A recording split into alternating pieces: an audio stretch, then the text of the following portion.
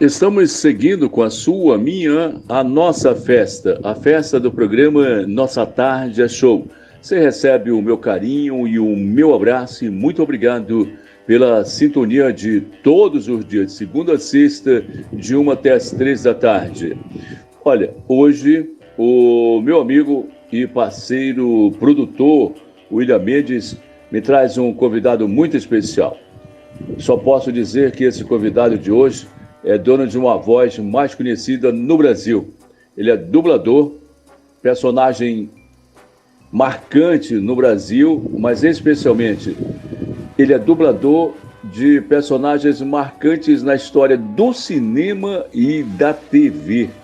E é também um grande locutor. E que voz esse cara tem. Não é mesmo, meu amigo William Mendes? Boa tarde. É isso aí, Zé Maria. Olha que honra para mim também participar de mais uma entrevista aqui no programa Nossa Tarde é Show.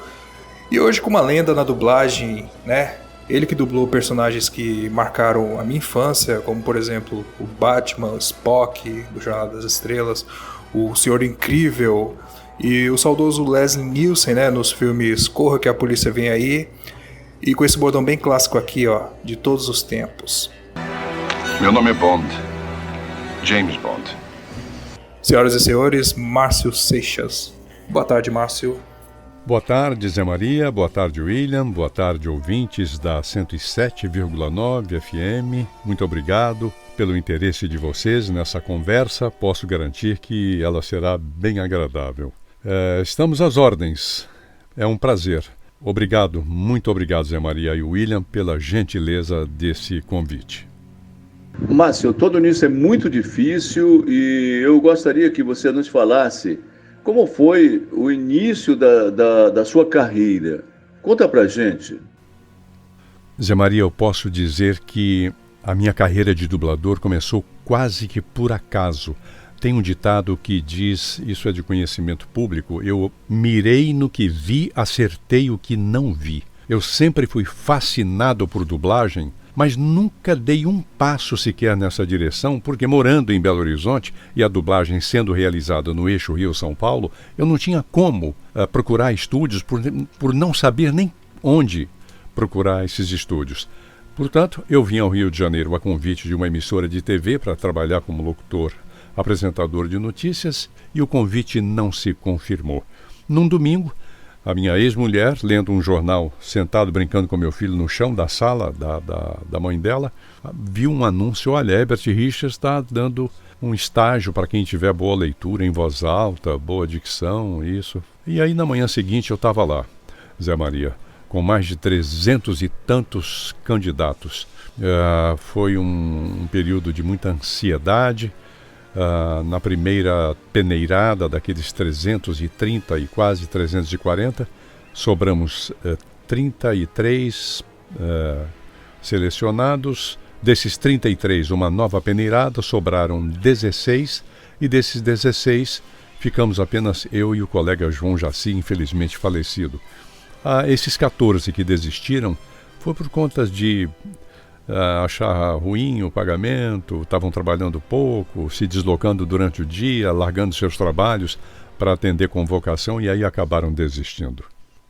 Então, Márcio, a garotada quando te vê em uma padaria, por exemplo, eles param você falando: caramba, é o Batman. E com essa história que você tem por dublar o Batman, existe algum fato assim, fora dos bastidores, que você teve que se passar pelo Batman? E como foi? Essa pergunta ela faz parte de todas as lives que eu tenho feito, e o pessoal, por causa do Batman e agora por causa da pandemia, eu estou fazendo uma live atrás da outra. Eu ando muito sem tempo, Zé Maria, por isso que eu te pedi desculpa ali no atraso do envio para você da chamada. Mas eu colho isso, é o prêmio da minha atividade. A minha profissão, a voz, toca diretamente o coração das pessoas, o sentimento, o carinho. E o Batman é a paixão, né, da meninada, da garotada. Olha, tá ali o Batman.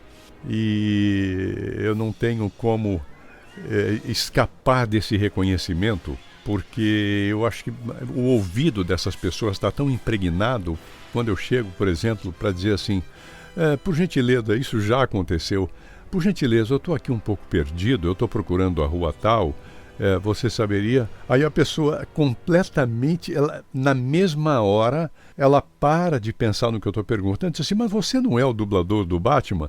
Isso acontece com muita frequência. E esse encontro é sempre muito agradável, porque eu vejo no semblante da pessoa, ao reconhecer a minha voz, um carinho muito grande.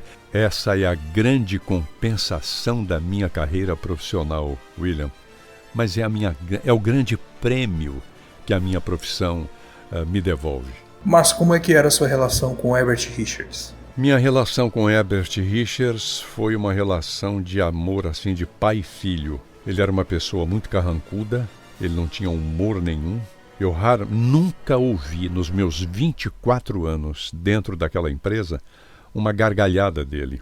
Eu sou muito amigo do filho mais velho dele, o Ronaldo, uma pessoa adorável. E o Herbert me adotou como se fosse um filho. Dentre aqueles selecionados em 1974, no início, para fazer a dublagem, o Ronaldo, filho dele, vendo uma gravação minha de um papel qualquer lá, me parece que foi em Havaí 5.0, disse, essa voz é de um dublador novo? Aí o Ronaldo disse, sim, é um dublador, um rapaz que veio lá de Minas. Que coisa, né? O timbre da voz dele, esse aí vai romper, hein? E dali eu fiquei tão emocionado quando ele próprio, Ronaldo, me disse isso. Então eu tive um carinho a vida inteira pelo alemão, como eu chamava. Ele era até um pouco brusco nas brincadeiras dele. A brincadeira predileta do Herbert é quando eu estava distraído no pátio, conversando com algum grupo de amigos ali, dubladores, esperando para dublar. Ele passava e fazia sinal para os dubladores não chamar atenção. Ele interrompia o grupo, pisava no meu pé e ia para a sala dele. Todo mundo ria, menos ele. Era uma brincadeira que ele gostava de fazer comigo, que eu não sei porquê. Foi bom, é uma pessoa que eu amei. Não foi uma pessoa de fácil convivência, mas que eu amei muito. Fiz até um vídeo de apresentação. Se você tiver interesse, William, posso enviar esse vídeo dos escombros do que restou das edificações da poderosa empresa de dublagem Herbert Richards. Ali no local foi tudo para o chão e estão erguendo um templo de uma congregação chamada Tsukio Mahikari. É um vídeo bem doloroso, me fez chorar muito, mas foi a minha maneira de dizer obrigado, Herbert, por ter aberto as portas da sua empresa quando eu estava no desespero procurando emprego, e a sua empresa abriu as suas portas para mim. Todos os dias que eu entrei naquela empresa, eu corria para o estúdio para poder fazer as apresentações dos filmes da Herbert.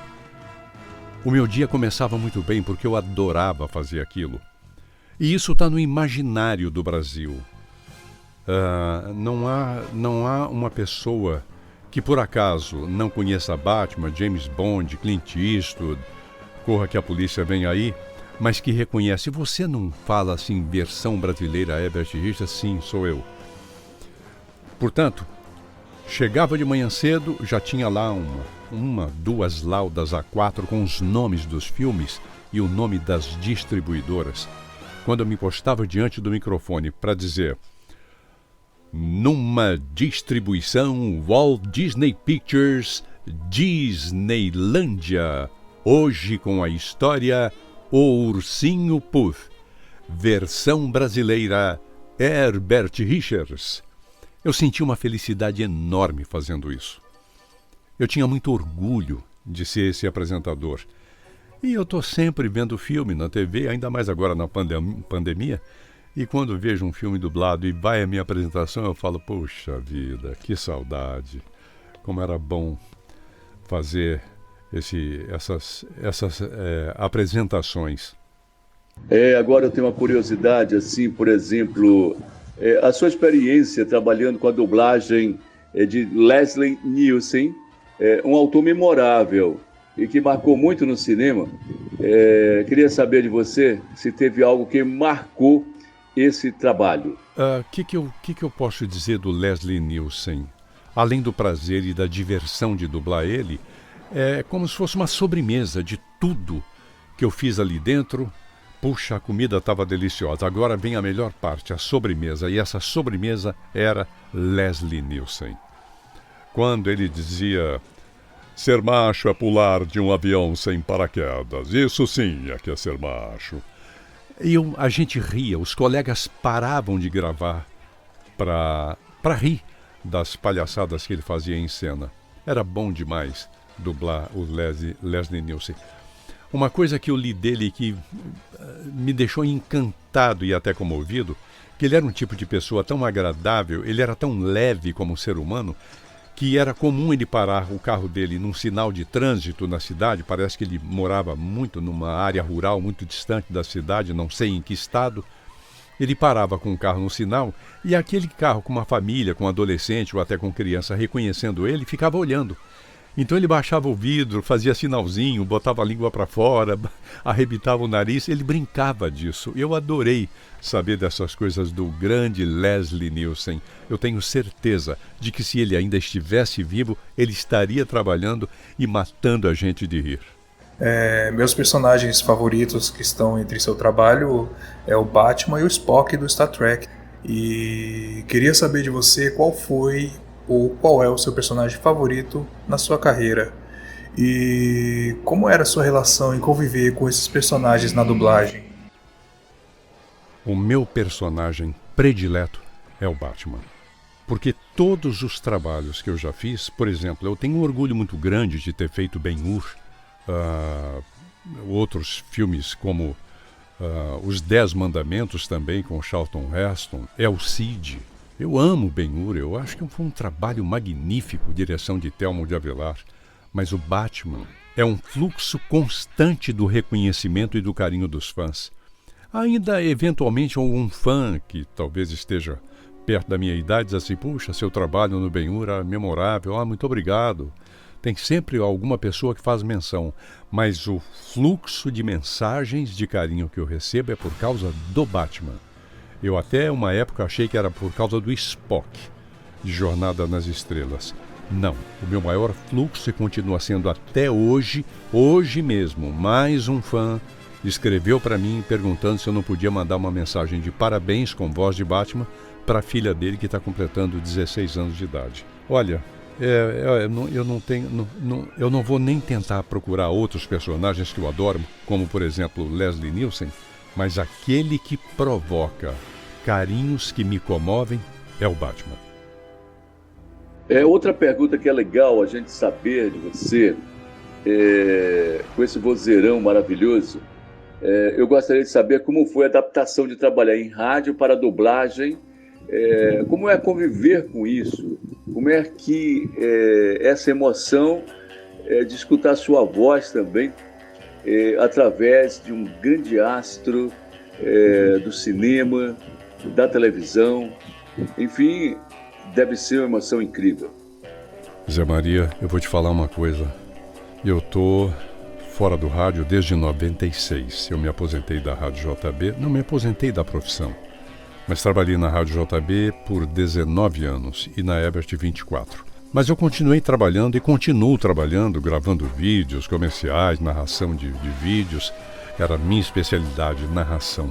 Mas a saudade, quando eu estava fazendo a chamada para 107, quantas vezes eu fiz o prefixo, e até de rádios que me contrataram para fazer, como fui, por exemplo, locutor de chamada da Transamérica durante 2 ou 3 anos, era bom demais. Ali era um estilo de rádio jovem, que era aquela coisa meio, que tem aquela coisa agressiva, né? 107, não, 100 e... já não me lembro mais o prefixo da Transamérica, mas quando eu estava gravando a chamada para o seu programa, FM 107,9. Que coisa boa, que saudade do rádio. E eu fiz a transição por uma questão de sobrevivência, Zé Maria. Eu não podia viver só da dublagem. Como eu consegui esse emprego na JB, eu já havia feito o teste 1 ano antes, paralelamente, eu comecei a dublar em março, abril, logo depois do Carnaval aqui no Rio de Janeiro, na dublagem, e em abril, no final de abril, na Rádio JB. trabalhei paralelamente nessas duas grandes empresas. E daí, nos intervalos na folga, fazia comerciais. Mas eu sinto uma saudade enorme de trabalhar no rádio. Muito, uma saudade enorme. Eu não tenho mais coluna, por exemplo, para ficar sentado 4 ou 5 horas numa cabine fazendo locução. Não, isso eu já não aguento mais. Mas gravar para a rádio, meu Deus, é um dos grandes prazeres da minha vida profissional. Para finalizar, eu gostaria de saber qual conselho que você deixa para quem está começando ou sonha em seguir essa profissão maravilhosa e hoje muito bem valorizada. Qual o recado que você tem para dar para essas pessoas, e especialmente essa juventude que está, por exemplo, concluindo o curso de jornalismo, relações públicas e que quer seguir, por exemplo, essa carreira maravilhosa do compromisso com a notícia. E, pessoal, escutem mesmo o conselho desse grande profissional. Vale a pena. Zé Maria, eu teria aqui um bocado de sugestões para quem sonha com essa profissão, seja a profissão de dublador ou de locutor. É fundamental que quem quer seguir essa profissão de comunicador tem que ter boa leitura e boa dicção. Uma coisa que pode ajudar quem já está no mercado e quem está querendo entrar no mercado é praticar leitura em voz alta. É fundamental. Quanto mais você consegue ler em voz alta e entender o que você lê, mais capacitado você fica, porque é uma forma de você obter informação. Se tem um nome em inglês que você não conhece, tenha a humildade de perguntar a quem conhece, não é vergonha nenhuma. Numa entrevista, numa rádio, o locutor disse assim: Márcio Seixas, entre outros atores, dubla Sean Connery. Não seria mais fácil ele perguntar como é que se pronuncia esse nome do ator escocês, ou simplesmente dublar o James Bond? Eu estou falando com o Márcio Seixas, o dublador do James Bond. Ele poderia perguntar qual foi que você gostou mais. Eu diria, foi o Moscou contra 007. Então tenha a humildade de perguntar o que você não sabe, leia em voz alta, adquira conhecimento, técnica de locução.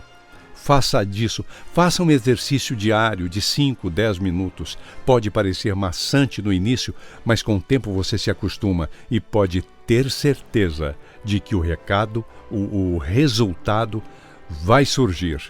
Mais cedo ou mais tarde, eu te garanto que bem mais cedo do que você imagina. É um momento de emoção, que pena que acabou. Mas eu quero agradecer de todo o coração. Márcio, muito obrigado. Muito obrigado por ter o aceito. Esse carimbo, dizer eu aceito falar no programa Nossa Tarde é Show. Quero desejar mesmo assim, muito sucesso para você, muita paz, muito amor, muita força, muita saúde, e que esse vozeirão continue fazendo trabalhos maravilhosos e especialmente indicando o caminho certo para as pessoas nesse momento difícil do Brasil. Muito obrigado, Márcio, por fazer parte da minha infância e por hoje estar participando aqui dessa entrevista conosco. E só tenho que agradecer. E desejo tudo de bom para você. E mais uma vez, obrigado por tudo.